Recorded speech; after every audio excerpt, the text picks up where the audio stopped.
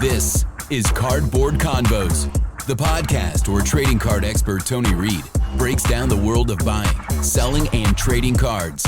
Whether you're new to the hobby or chasing the next big pool, Tony's got the insights to help you level up your collection. Welcome back to another episode of Cardboard Convos. I'm Chad Evans, along with the legend Tony Reed, joining us in the Stone State Studios here today, talking all about cards and collectibles, memorabilia, all that stuff. Let me be the first to say happy opening day. Yes. Opening day is here. You don't have any baseball garb on. There's no You Pirates. do. Of course. I appreciate the fills. It's opening day. It is. Today's a day. 162-0 for those fighting fills. You think? No. That's a pretty steep claim. Nope. They didn't make very many good decisions in the offseason. Yeah. Regardless, good to see you. Good to see you. Cardboard Combos, what are we talking about today? I feel like it's been a minute. It has been a long time. It's a lot of hustle and the bustle. It and is. There's a lot to come. You have a lot going on, Yeah, right? a lot of things. Right over my shoulder. Yeah, we got swingers in the other room right now. Wait. That could be taken a few different ways. I understand. We started a new company called Stone State Golf, and we have a golf simulator swing lounge going on right now. And they're just leaving right now. They just said thank you. But we have a golf simulator room here in Northumberland, and it's a mostly members club of Stone State Golf, and I'm very excited about that because I love golf. And people coming in here and having a good time all week long. So Sweet. It's fun. You have to teach me. It's like the one sport I didn't really play growing up. Absolutely would love to. We'll do it. We'll make that I would love to put teach that you. on our put that on itineraries or our Okay. agendas. Deal. Absolutely. So big stuff at the shop. It's been a fun time. So tell us about this. So in the last couple weeks, there's been a little bit of an uptick in people just bringing stuff in for me to take a look at, have the opportunity to buy. So that's fun. One of the coolest things I get to do. Anything you seen? Oh yeah. Okay. Yeah. All right. So one of our good buddies, Graydon, shout out Graydon Campbell. We've done a lot of deals. He worked for us. He's a college kid at Bloom, huge hustler and bustler and seller and buyer of all things sports cards. So college kid at Bloom. He worked for us when he was in high school. And so he's always in and out, always has fun stuff. And he's been holding a handful of cards for a couple of months that I've kind of been interested in, but we just couldn't make a deal, couldn't pull the trigger, couldn't find the right number. So we brought him in again last week, and I basically bought like 5 huge Pittsburgh-related cards for the PC. So Troy Polamalu's best rookie, autographed, 2003 playoff contenders autograph, Polamalu, which they don't exist. There's apparently 989 of them, but if you go on eBay right now, that's always my thing. If you go on eBay and you're only seeing 2 or 3 of them, they're not the easiest thing to track down. There's only ever a handful of those on eBay. So we made a deal with that.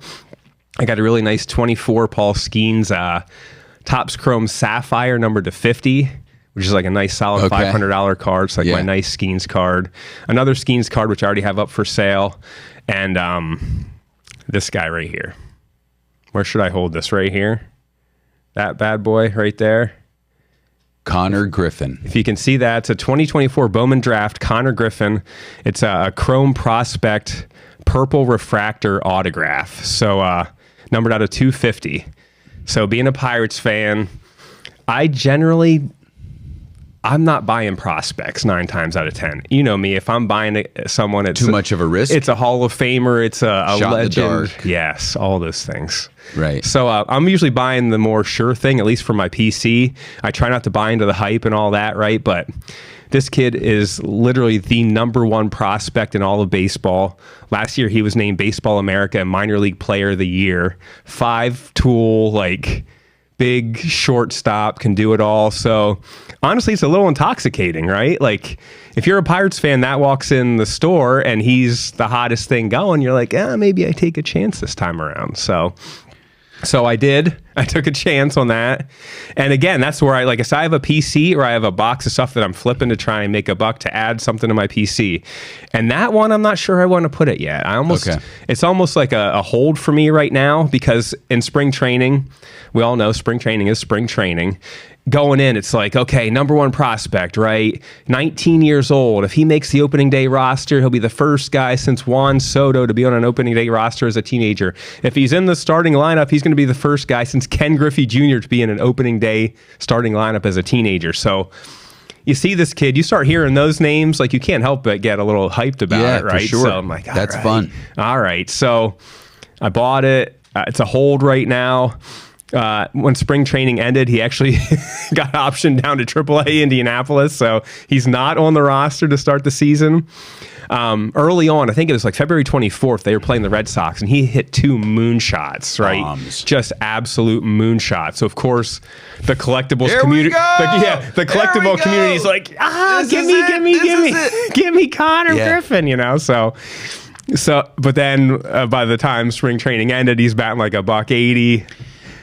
And he gets optioned to AAA. But that's the risk. That is the inherent risk with these prospects. Yeah, and you're not a prospect guy, but there's a lot of people that are. I enjoy watching how it plays out for these kids, but generally I would not invest $1,800 or $1,500 in this card, you know. But caught me at a weak moment, so here we are. It could here be. We are. It could be buying low. That's the key, and that's what we tell people. I tell people all the time. On a prospect, he doesn't have to play in the league for 20 years and be a 17-time All-Star and a 3-time MVP. He needs like one game. If you buy low enough, or if you're holding on a guy and you're into that card for the right price, it only takes one. If he comes up in his debut and he hits 2 moonshots, boom, that thing doubled in price. Like truly, that's how crazy the game is. It's the stock market. Truly is the stock market. Now, would you buy and sell that? Well, I bought it. I don't know. Because it's like you have that PC thing. Yeah, so it's like, that's why I said that's kind of like in no man's land right now. Like I didn't PC, he's totally unproven, right? So it's a total chance. It's literally like prospecting for gold back in 18, you know, it's like, it truly is. Like, we had a discussion about like a Michael Jordan game worn jersey that was signed. Yeah. And we had a discussion about this item, if we would have this in our repertoire, if I would have one and you would have one. Dang. And I said, oh my God, well, I'm selling this right away. And Tony goes, you know, I just think I need to keep it. I said, are you out of your freaking mind? And that's where we're different. Yeah, You know, I hit it and quit. Yeah, I have the collecting gene. Yeah, you got the collecting. It's almost gene. like an addiction. You know, it really is for sure. So. But that's really interesting. And But all it takes is one. Like I said, this kid comes up and has a good week, you can double your money, or you could hold it thinking he's going to get bigger and better. I mean, it's always a gamble. Like we always talk about a lot. It's a lot of gambling. It's like that's the industry. Lottery tickets with athletes on them. Some are winners, some are complete duds, and that's just how it rolls. Fun. You know, That is fun. And like I said, the lazy thing to do would be like, oh, he mashes fastball, so he can't hit the curveball. He can't. That's the easy way out. There's far more to it than that, as we all know. There's these micro adjustments that guys are always making. He's 19 years old. Like, give him, you know, there's already people piling on. There's already people piling on, you know, but not bust. Like, no one's saying that, but it does not take much for collectors to sour on a player. If you're hyped early, like, you kind of need to make it work. I see. And it's awful and it's not fair and like the whole thing, but that's just the nature of the beast. It just always seems it's the Pirates. They just have such, you know, and they'll be like, well, Yankees, would you like? Yeah. Well, that was the other thing. It's funny you mentioned that, because that was one of the angles I was hearing a lot online. The Pirates being the penny pinchers, you know, wallet sitters that they are. If this kid started opening day, that's one thing. If they send him down, he's under their thumb for another year on the back end. Mm-hmm. So they think, you know, maybe that's part of the game too. I mean, obviously they have a shortstop, but yeah, they got a good shortstop. Not a kid that's going to be as good as this guy, right? Jared Triolo is not going to be as good as Konnor Griffin. At least I would be shocked if. Well, who knows? Yeah. Anything is possible. But so, Konnor, we're definitely pulling for you in more ways than one. Come on, baby. We're pulling you for can do it in more ways than one on this. So, you had some questions. We did. We had a couple that were submitted. How old are we? I can't. They're not write-ins. They're not reader questions. I guess it's not listeners. They're viewers at this point, right? I don't know. Viewer questions. I don't know how any of it works. But I don't think that's true. You can reach out to Tony via Facebook, Instagram. He has a lot of social media channels with Cardboard Convos. If you want a question to be answered on this podcast, just submit them to Tony, and he'll answer them for you. Like this one, Jeff. Wojciechowski. I'll help you with that one. Thank you. I'm from the coal region. Yeah, man. And that caught me off guard. So Jeff says, one of my favorite cards is the Logoman, right? Let's talk about this. This is fun. You should talk about the history of the Logoman. He would also like to hear about the history and a little talk about the cards. And he has a Logoman of Bryce Harper. I figured you would appreciate that. Obviously. That's great. By the way, Bryce Harper needs to have a year this year. Yeah, We're going to have a talk. That would be great if we had a talk with Bryce Harper. We'll take that, right? He's a good guy. Let him alone. He's fine. While we're on the topic of Bryce Harper, really did not like him early on, but since the end of Washington into Philly, I love him. I'm a Pirates fan. I love Bryce Harper. If you're a Phillies fan, you don't like anybody. Well, it's true. And that's just I in your hated nature. Bryce Harper until we got him. And I'm like, kids, there you are. You're looking at the future, And I'm just, we all got the greatest Bryce player of the generation. All the kids have the Harper shirts and jerseys and stuff. I'm like, yep, that's our guy. We love him. Great. But the Logoman, how did this whole thing start? So let's go back a few steps. We're going to go back to the initial introduction of game-used memorabilia on cards, right? So as they always are, Upper Deck was the leader in the industry. They were pushing the envelope. So in 1996/1997, that was the first time you would find a game-used jersey piece on a card. So they did it in hockey and football, kind of. Was it on the card or was it like in the card? Technically it's within. In the card. They make the card a little thicker. Yeah, but it's technically the piece of material is in between the two pieces of cardboard, basically. But that's a good question, So 96-97 was the beginning of that whole era. Upper Deck, of course, ahead of the game, ahead of everyone else in the pack. So 96-97, you were getting hockey first, football, and then it kind of rolled into 97 with baseball. And I can close my eyes and still see the awesome Griffey. The too high teal hat with the Mariners, and the piece was a teal Mariners piece, and it literally just said game jersey on. Like, it's just such an awesome card. So that started it all. Do you have it? No. Oh, okay. I'm not a game-used jersey. I mean, I like the idea, but I'm not like a crazy game-used jersey guy. Unless it's like a rookie card, rookie card thing. But that they do cross over a lot. So I have a few, but I don't have that one. Okay. So that was like 96-97, football, hockey, baseball kind of timeline here. So they were putting actual game-used jerseys on cards, right? So we're there.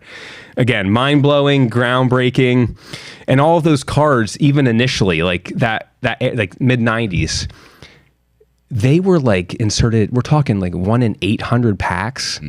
800 packs to find one jersey card, sometimes more. The odds were even greater than that. So they were over 1,000 in some cases. So to find one of those in a pack, that was a true grail. That was a true treasure. That meant a lot back in the day. Well, as with anything, if it's around long enough, if human hands are on it enough, it's going to get watered down and bastardized and just ruined, basically. And we're almost there if we're fast forward to 2026, because there are jersey cards. I don't know that any company even really uses game-used memorabilia anymore, because it's gotten to the point where people are ripping these. You get it out of a pack and it's almost a throwaway. They've gone from being like the biggest treasure in the hobby to almost garbage, and I see it every day. The reason is because very few, I'd say like 5%, if that, are actually game-used jerseys anymore. It could be a piece of your damn shirt. Even on the back, it's so disgusting. It's like, this item is not from any specific event, season, and they even added player to it.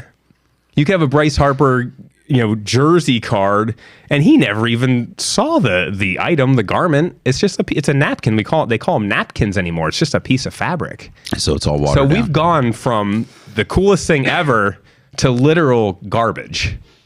But again, as Upper Deck does, like early 2000s, like 02, 03 would be the first trace of like an actual Logoman. And the Logoman is, in basketball terms, it's obviously the Jerry West NBA logo, the iconic logo that anybody on the planet would know. Well, Upper Deck would cut that, cut my Nike swatch off of here. They cut the perfect Logoman off a jersey, obviously a one of one. There's only one of those in a jersey, the highest profile piece of the jersey, arguably. And they would insert the Logoman on a card. On it. On a one of one off, It's the only one you're going to get. The first year they did a Kobe, which is off the charts, and just some really cool ones. Was the picture on the card that Logoman? Not usually. It's just a random design. Okay. Yeah. That's another great question. Thank you so Look much, at you Tony. with the great questions. Thank you, Tony. I'm really on it today. It's opening day. Yeah, that's right. You're already thinking about the game.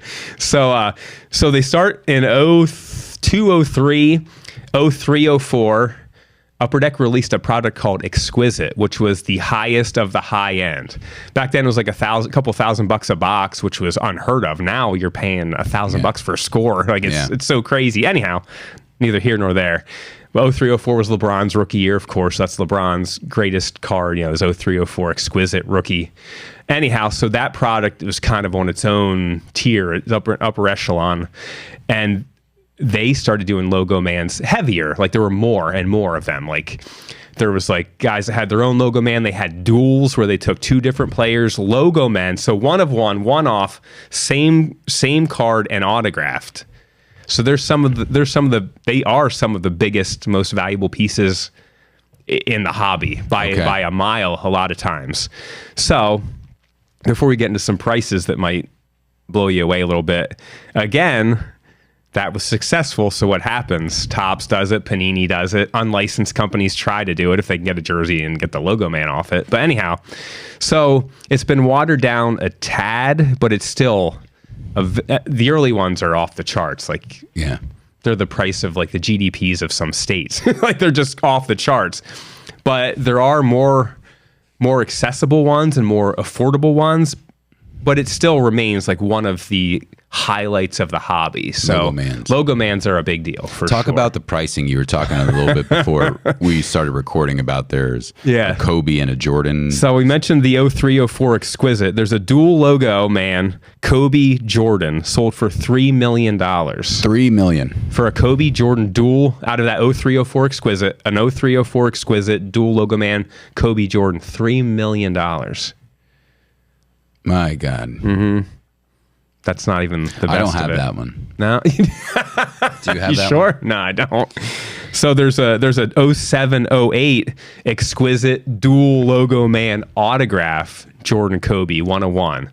So you got the Logoman, like a freaking Logoman from a Jordan jersey next to a Logoman from a Kobe jersey, both autographed 1 of 1. $12.9 million. The most ever paid for a trading card. Happened last August. $12.9 million. That is unbelievable. It is unbelievable. $12 million. We're talking baseball cards, right? Go back to our childhood. Piece of cardboard. $12 million. You could have bought the team when we were a kid for $12 million. Yeah, well, you're not wrong. Not far off. Anyway, you're not wrong. You could have bought the team. Isn't that wild? That is wild to put that in perspective. So look for your Logomans. So Woj, thanks for the question. Yeah. Actually, Wojo worked for me back in the day. Okay. So he's a very good, long time. Very good. Again, if you want your questions answered here on the podcast, we suggest you submit these to Tony on Cardboard Convos on Facebook and Instagram. Are we doing TikTok yet? Mm-mm. I told you about the TikTok. You don't listen to me. You told me. Here's the next question from Matthew Hart. Submitted his question. What do you think about tag grading? Yeah. I see the look on your face. What's tag grading? I see the confusion. Yeah, what's that? What does that mean? It's another grading company. So we all know PSA, right? We all know BGS, which is Beckett, and SGC. They're kind of the big three. That's like the gold, silver, medal. Right. Gold, silver, bronze medalist if there was a podium, right? Well, Collectors Universe, which is the parent company of PSA, has now purchased Beckett Grading, the BGS, and SGC. So PSA now owns the top 3 grading companies on the planet. I see. So now we have Tag kind of creeping up, coming along. Well, let me go back a few years. During the 2020 pandemic and shortly after, grading was like you graded a 1987 Topps Julio Franco. People were grading there you go. But people were grading everything, like nonsense, ridiculous cards that had no business being graded. So all of these companies were just popping up. Boom, boom. At one point there were over 100 grading companies. And you and I could create a better label and slab than half of those companies like in the back room right now. Right. It was comical. It was awful. But some hung on, some fell off, shortly thereafter. And there's only a handful that remain now that anyone that knows anything would send a card to, right? Tag has come along. And personally, like, I don't like the whole monopoly feel of this, Yeah. I don't like the top hat and the monocle, and we want some competition, right? So for that reason, I like Tag as an option. They're different. They're more of an AI grading company at this point. They use a lot of technology focused, like forward thinking kind of thing. PSA, they still have some guy or some woman, some person saying what they thought your card grades as. So obviously there's going to be human error, and that's kind of the thing that everyone falls back on. Oh, did Joe had a bad day at work? He didn't have a coffee. He was hungover. Yeah, Susie got in an argument the night before, and that's when my cards are sick. Like, people truly subscribe to that a little bit. So I get it to a point. I get it. So Tag they're more forward thinking. The price tag is better. PSA keeps bumping their prices up. I remember it was like 15, 18, 20 bucks, then it was 25, then it's 27, now it's 30 to get in the door. And PSA also has upcharges. If you send them a 51 Bowman Mantle rookie, you're going to get upcharged on the back end based on the value of that card. That's not right. That shouldn't be right. No, and think of that. Like, I like that shirt. Yeah. I think it's X. So now you're going to pay me more because I think it's X. Because I think it. Yeah, there's a lot of that could be an episode unto itself. The grading system. Yeah, exactly. I see. And they also will buy the card from you and sell it on eBay themselves. Really? Oh, it's a whole. Maybe that'll be an episode. Let's do that. Maybe we do that next time. So Tag, back to Tag. Yeah. Their holders are a little different. They're completely see-through and transparent. Again, it looks a little futuristic. The price point, like I said, they're at like $12 to $25 on Tag with no upcharges. Okay. So obviously, if you're looking just to get something graded quick, and the wait times are much shorter because they're not as popular. Naturally, that's the biggest reason. So that's another thing when it comes to resale. Is PSA more credible than Tag? Your return on a PSA card will be much greater than a Tag they're the card. Echelon. They're the upper echelon. PSA is the king of the market. There's no argument there. So Tag's big in like TCG in the gaming community, like Pokemon. Yeah. They get a little better result, a little better return on investment there. Sports, you're probably looking at 80-ish%. Some may be a little bit higher and a lot lower. But like if you're throwing a number out there, 75 to 80% is probably going to be your Tag price. All just lay on the card itself, though? Yeah, like if you, it's all like if this Konnor Griffin was a Tag card and he gets hot next week, it's still going to sell, right? Yeah. Yeah. But the PSA, that name brand, that brand recognition is a big deal. It's a huge deal. Maybe we should bring somebody from PSA on and we can talk to them. I'd love to. So, like I said, They'll hide their face. They'll be backlit. No. Their voice will be all muted. Like witness protection or what? Yeah. No. I don't know. But they are the king, and there's no denying that. And they're getting busier and busier, more popular by the day. So, like, hats off to them. They do a great job. But it would be nice to have a little friendly competition. Well, maybe not even so friendly, but competition out there, right? Yeah. So price point, So turnaround time, it's quicker for Tag. Price point, the cards are going to be cheaper. I mean, there's very little debate there. You're going to, a PSA slab, like I said, that carries so much weight. Sure. So you're going to get it graded cheaper, but you're going to get less of a return. Like I said, the slabs are different. They're their own futuristic little look to them, but I mean, it's a fine option. I wouldn't tell someone to or not to send a Tag. I think it's a reasonable option, especially if you're talking gaming, TCG stuff like Magic or Pokemon, all that. Definitely a worthy option. If you're talking sports cards, personally, I wouldn't send a Tag at the moment, but it's a worthy option. Who am I, right? I mean, I wouldn't send them there. Maybe you're working for PSA and we don't know it. Wait, let me see. I would definitely not send anything to Tag. No, nothing against Tag. Of course. I really enjoy what they're doing. Their owner was a huge card guy since childhood, and there's a really cool story, not to get into all that, but they're card guys, and it's cool, and they're trying to do it the right way, and they do a great job as well. But yeah, I would send a PSA if you're asking. Okay. me. Matthew, thank you for your question. We got about 5 minutes left in the episode. Do you have anything to add? If not, I have an idea. Let's do it. What's your idea? It's opening day. Stay there.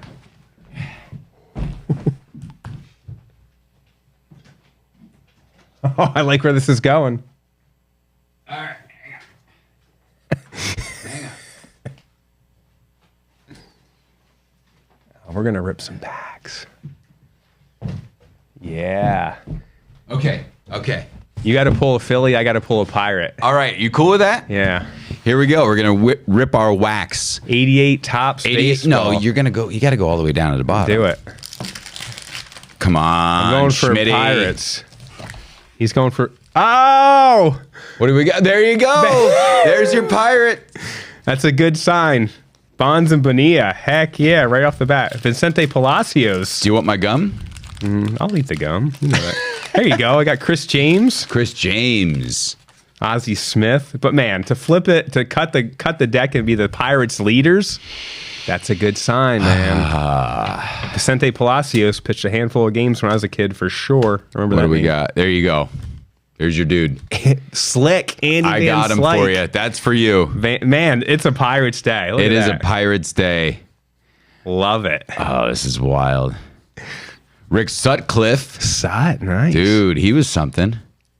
What's this? 88 gum. Vince Coleman. Stolen base leader. I got nothing. But I got Slyke. Right there. First card I It's pull. a Pirates day for opening day. Let's go, Skeens. Let's go. Let's go. And I hope his Mrs. Dunn is in attendance today. There you go. Listen, it's been a wonderful time today. It has. We did it again. Cardboard Convos again. We invite you to submit your questions for Tony so he can answer them. And I guess probably next episode we should talk about grading and PSA and do tag it. and all that stuff. Let's do it. We'll dive deep into that. You are listening, watching to Cardboard Convos. I'm Chad Evans inside the Stone State Studios with Tony Reed. We'll see you next time.